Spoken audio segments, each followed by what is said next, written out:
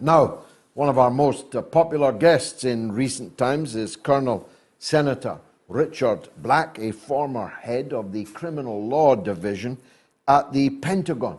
He's a senator for Virginia, but given the Nordstream issue, we felt it was important to take his learned view on what appears to have happened, and I'm glad to say he was able to accept. Colonel Richard Black, welcome to the mother of all talk shows. On the face of it, Colonel, Senator, this is a grave international crime which is alleged against the American government and the Norwegian government. Will any consequences likely follow? Well, I doubt that there will be consequences, but there's no doubt that it is a grave criminal act. Here you had $22 billion that were plowed into building the Nordstream 2 pipeline. It was a partnership that involved principally, the two big principals were Germany and Russia, and it was designed to facilitate and enhance the prosperity in both countries. The gas would come from Russia, it would flow into Germany. Now, the natural gas is the key ingredient that forms the foundational chemicals that are then used to produce other chemicals down the line, various successions.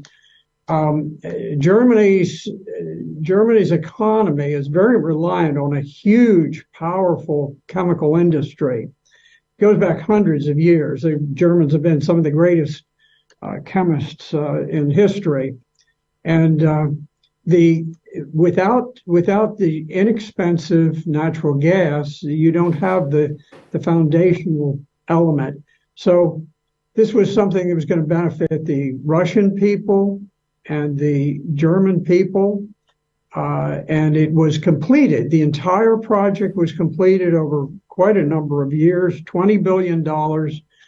And the United States had several interests. One is the U.S. was concerned that somehow Russia would have a lot more bargaining power if they supplied the oil, or rather the gas, to Europe. So that was a big issue. Another issue is the fact that the United States very recently, like within the last 15 years, has created a very major natural gas industry. Now, we always had natural gas, but we created an industry that liquefied the natural gas so that it could be shipped overseas. And that meant that Europe was a huge market. Now, the problem is that the American liquefied natural gas is multiple times as expensive as the piped in natural gas from Russia. So there's no way that we could compete economically in a capitalistic sense. So the only way that we could do it would be to cut off the supply of gas coming in from Russia. And that is what we did. Now, there was an immense series of explosions underseas that destroyed the Nord Stream 2 pipeline, which actually is two pipelines in parallel, and also the Nord Stream 1 pipeline. And the explosives were laid by divers in the course of, we were putting on a military operation called Baltops. And under cover of that operation, we laid the explosives in place. And then under the insistence of the White House, we wanted to make sure that we could set them off at any time so that we could make sure that the explosions took place in a way that would not distract from other things happening, or perhaps would be overlooked because other things would be happening. And so Seymour Hersh, well, first of all, when the explosions took place, there was an intercept received a text message from Liz Truss, who at the time was the prime minister, and she sent a very short, cryptic message to Anthony Blinken, the Secretary of State, and she said, "It's done." Now, she said that just moments after the explosions took place. So we knew, obviously, she knew that the mission was complete. She was informing him. There was a lot of speculation. Did the United Kingdom actually carry out the mission? But and now Seymour Hersh has laid out with enormous precision how the action was carried. American divers are trained, and that those American divers carried out the operation, putting the explosives in place. Then later, several months afterwards, a Norwegian plane flew over, dropped into the water, this kind of a sonobuoy that was able to push a certain frequency signal that would sort of overcome all of the other possible signals. And the Norwegians actually set off the detonation, or at least they put in place the mechanism to do it. The U.S. ordered the detonation, and we destroyed the pipelines. There was a great debate within the insiders who were planning this operation. There was considerable opposition because it is an act of war to destroy a major facet of capital infrastructure of a foreign nation. So it was an act of war against Russia, but it was also an act of war against Germany. And now Norway benefited greatly because Norway is a tremendous producer of oil and natural gas. So all of a sudden they were able, by virtue of helping to blow up the pipelines, they were able to triple the price that they got for the natural gas that they sent to Europe. So they had a tremendous market for it at a tremendously high price. So the whole operation smacks of the types of things that the mafia used to do in New York City. When they took over, and they would go around to business people and they'd say, look, you can buy our insurance or you can not buy it. But if you don't burn it, your house is going to burn down. Your business is going to burn down. And they burned them down, and they assassinated the business owners. We're really not any more moral or lawful or decent than the mafia. Al Capone, he operated the same way that the foreign policy establishment operates today. Now, you've established stupendously well the answer to the ancient question, cui bono, who benefited from the crime. The United States and Norway have financially reaped an enormous bonanza dividend as a result of this, and will presumably do so forevermore, as long as we are using gas. But if you were prosecuting this, Senator, what other arguments would you bring to bear? What other evidence is there to bring to bear to place the responsibility of it where most people think it really ought to be. You know, you mentioned the long-standing maxim, cui bono, CUIBONO, and in essence, cui bono means who benefits from the crime. And the United States, through the very compliant media, put out this silly notion. They said, well, Russia destroyed their own pipeline that they've worked on for over a decade, and they plowed enormous financial resources into, and for which they gained enormous benefit. They destroyed it. Well, a school child can tell you that's not true. I mean, that's so foolish that just on the face of it, unless you are a dedicated follower of the government edicts, then there's no way that any reasonable, objective person will believe that. So,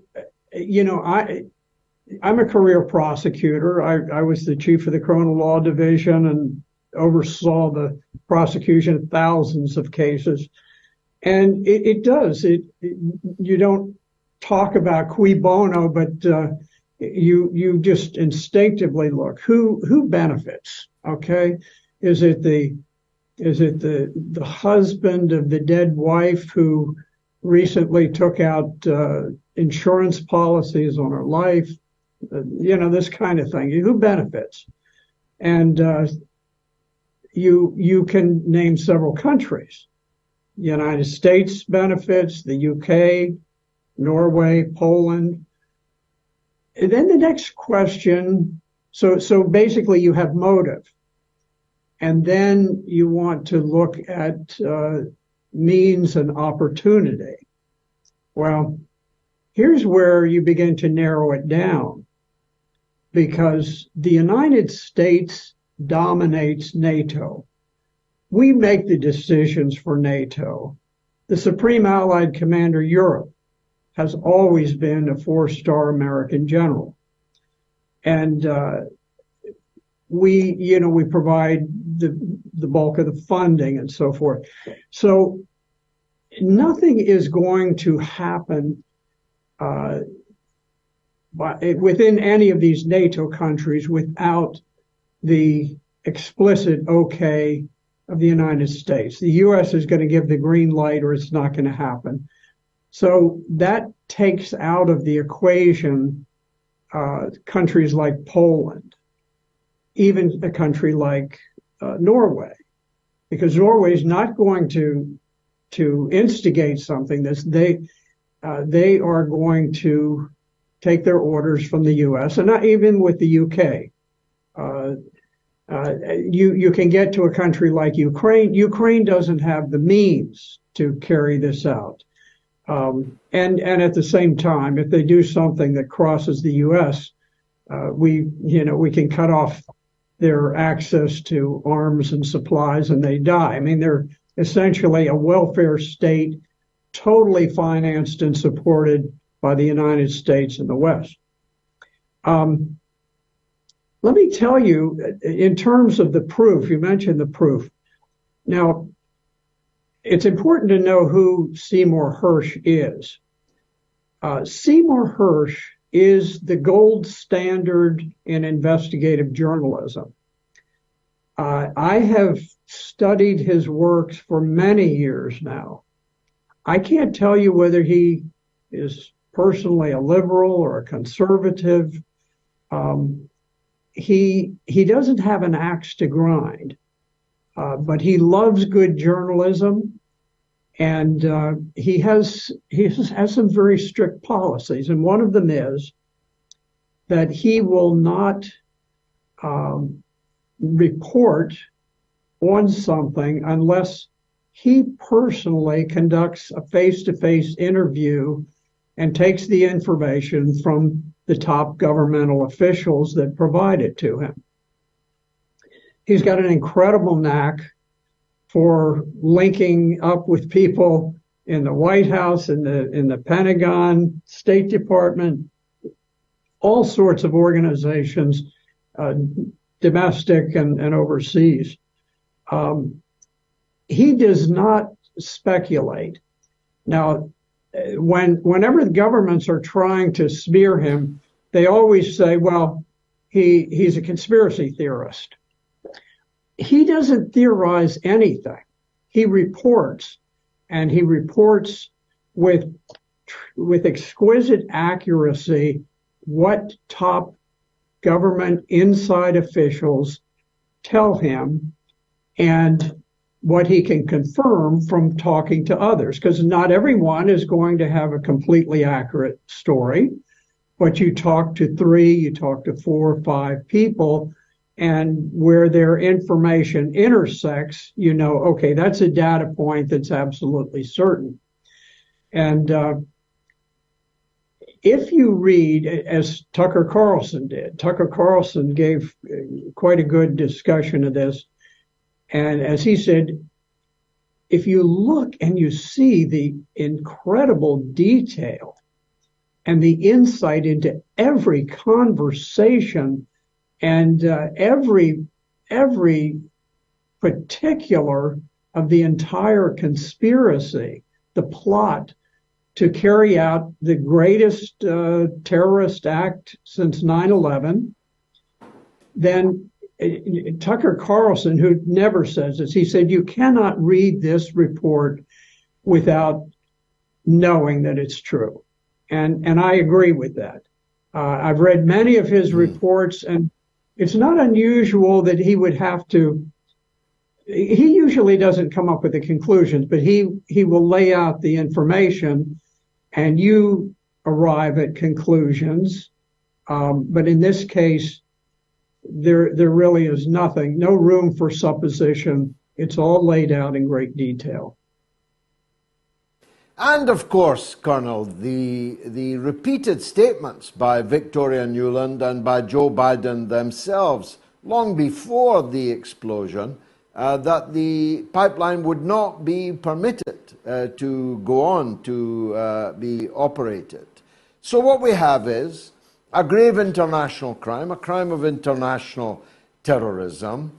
The world's greatest living journalist has compiled the case, and yet we still have officials of your government in the CIA and in the White House press room denying it, though they have ceased to imply or even explicitly state that it was someone else that did it, that it was Russia that did it. They show no interest in finding out who actually did it, but they deny that they did it.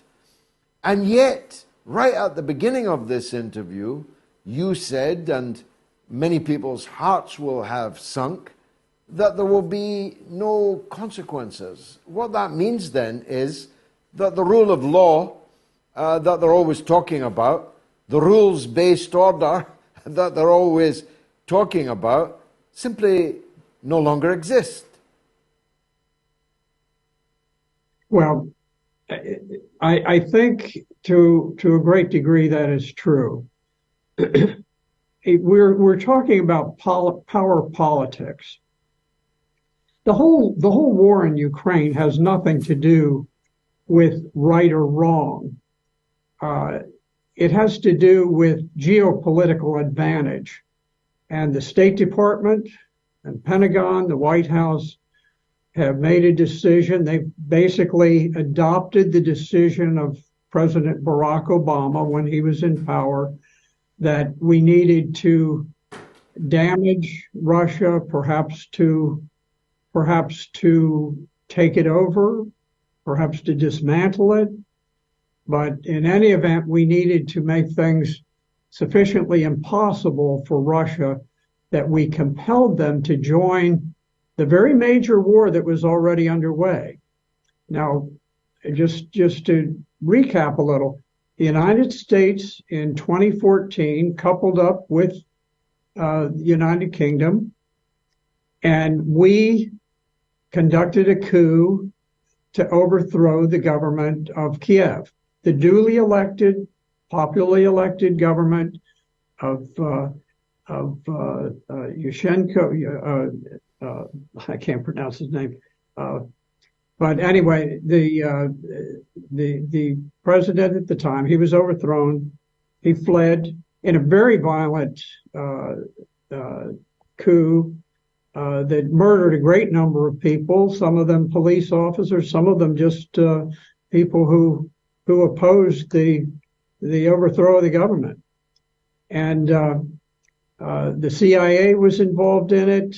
Victoria Nuland, who was with the U.S. State Department at a high level. She was on the ground. She was conducting discussions about who should be the ministers of the new government, and she was doing this even before the outgoing president had been thrown out of office. And so we put in place a revolutionary junta. The revolutionary junta promptly amended the Ukrainian constitution. That constitution had previously had that Ukrainian was the first language of the country, Russian was the second language. The reason for that is that a huge portion of Ukraine's citizens are Russians.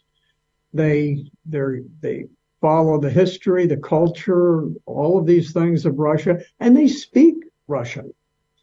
And so when this happened, you can imagine if somebody told all of your English listeners, okay, next week, if you want to transact business, if you want to get a driver's license, if you want to teach school, you have to begin speaking German. And otherwise, we're not going to help you, and we're going to fire your teachers. And so, well, people would rebel in a minute. And this is what happened. The people in the Donbass and in Crimea, they almost all spoke Russian as their native language. Many of them didn't speak Ukrainian at all. And so they said, okay, we're going to declare independence. They did. And immediately the United States was flooding in deadly weapons with which to build up a huge Ukrainian army so that they could launch war against these Russian areas of Ukraine. And they did so, and that war raged. This was not a real small war. There were 14,000 people killed, most of them civilians, because there weren't a lot of military targets in the Donbass. 14,000 people were killed over a 7-year period, and Russia had avoided being drawn into the war. They didn't want a war. Their army was a home guard. Now they had very advanced nuclear weapons, and they had some very good weapon systems. But the army was not an expeditionary force like that of the UK or of the United States. Our forces go off all over the place and they make wars in all different countries. Russia didn't do that. Russia wasn't going out attacking other countries.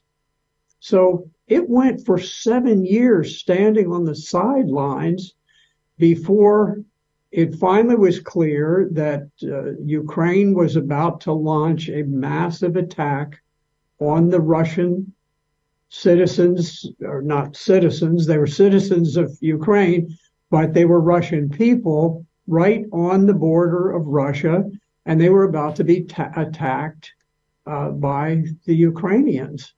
And that's the point at which President Putin ordered his outnumbered, unprepared forces to cross the border and basically to draw the Ukrainian army to the north, where they would have to defend the capital, so that he managed to rescue the people of the Donbass from an imminent attack. And of course, we portrayed it. We said, look at this. Russia has crossed a sovereign national border as though they were the first country in all human history to ever do this. Meanwhile, we're ignoring the fact that hey, can you think of a few places we did it? How about Iraq? How about Syria? How about Serbia? Colonel, how about Libya? It goes on. Colonel, yeah. Colonel, there's only 40 countries in the entire world that Great Britain has not invaded. And I'm including yours in that tabulation. It's, as always, a real lesson in geopolitics and law to hear you speak. Thank you for joining us on the Mother of All Talk Shows.